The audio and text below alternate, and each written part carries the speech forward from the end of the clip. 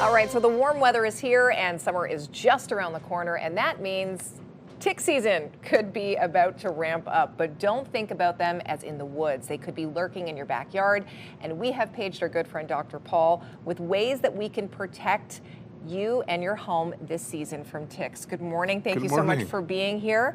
I know that as a lot of us, we think, okay, ticks in wooded areas, but we're actually seeing, and those with parents and those with pets are seeing ticks closer to home, even in our own backyards. Yes, that's right. And so ticks ordinarily like forests and woods, but a lot of people live off a forest or live, in a treed area, and they can climb into your backyard. They can actually crawl into the backyard. So it's important to be aware that you have to be tick aware in your backyard. So sort of tick proofing it, and that's the important thing. Okay, and we talk about, it is not just a woods problem. Ticks are everywhere in Ottawa. Whereabouts in Ottawa are we finding them? Well, I can tell you, it's actually everywhere in Ottawa. Oh, great. If you would have asked me this 10 years ago, I would have told you probably a bit of the southern part of Ottawa, because it started more around the Brockville area and then went to sort of the Cornwall area. Here's the map. So all the yellow that you see there, and you can see Ottawa sort of is all yellow, is where the ticks are. Okay, so they are pretty much They're pretty much everywhere right now, That's right. Along the St. Lawrence River and even going up to the Ottawa River. So we have it on both sides. Yeah, it is amazing to think it's not just rural, because I think we were trained to think that when you go into the woods and it started like that. Those long grassy areas, it is like that. Okay, so let's talk about the seriousness of ticks and what kind of diseases they can present. Yeah, well, the most common one is Lyme disease, which is a bacteria that the tick gets from biting deer and other people, and then it basically bites you, and in sucking your blood, you can see it there, it's like a blood sucker, it can actually inject the bacteria that causes Lyme disease. And Lyme disease can be quite dangerous. It can cause symptoms ranging from pneumonias to skin rashes to even brain problems. And so that's why it's important for us to be aware. The other thing as well is in terms of ticks, they also carry a few other diseases now that we're aware of.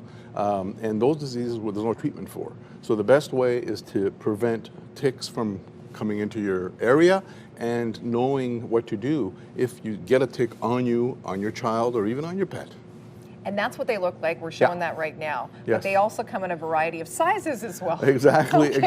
There's so much to think about, but this is all important stuff. Yes. Okay, so let's talk about the different sizes then in which we might come across. Sure. So I brought some props here, and thank you for bringing props, by the way, and not real ticks. I do well, that's why I figured I wouldn't bring the real tick. So you can see that. here. I'll just show it you with this tweezer. Initially they're small. The babies are like sesame seed size. If they latch on to a body, to somebody, they'll suck the blood and they'll engorge and they'll become the size of this is like an apple seed, and even to the size of a small coffee bean. You can see it here. So once they're engorged on you, it's not hard to see them, right? And so that's important. So when people are exposed to a tick, and a couple of things. If they're exposed to a tick for more than 24 hours, and when I say exposed, it means it latched on, and oh boy, all of a sudden you it's been there at least 24 hours.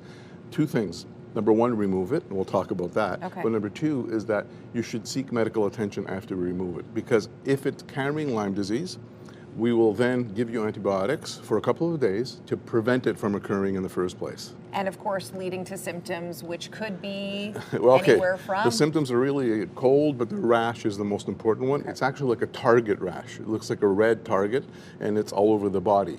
But before you even do that, so if you have a tick, if it's been there for more than 24 hours, remove it, go get medical attention, even a pharmacist. If it's been there for less than 24 hours, just remove it and don't worry about it. Okay, so let's talk about how we remove it. Okay. So there are a couple of ways of doing it, but the tweezers is the best way. So for example, let's say I had a tick here in my hand. I would, first of all, you have to go sideways and as low as possible to the skin. Get it as low as possible to the skin. Pinch it and pull it up. Pinch it and pull it up. Okay. Low to the skin, pinch it and pull it up. Do not twist, do not squeeze. Once you have it, you put it in alcohol. Disinfect it, and then you can put it in a bag like this, and then you can throw it away, and it's safe like that. Excellent. Okay, so remember, low, pinch, pull, alcohol into the bag. Do not crush. Do not crush. And then disinfect the area here. Got it. If it's been there for more than 24 hours, I can't stress the fact that if you might need antibiotics, so go seek medical attention. Thank you so much for the great advice. My So you pleasure. feel like you're more prepared as we head into the summer months? Again, not just in the wooded areas, but in our own backyards. Thank you so much for being here, for all the info as, again, we head into the warmer months.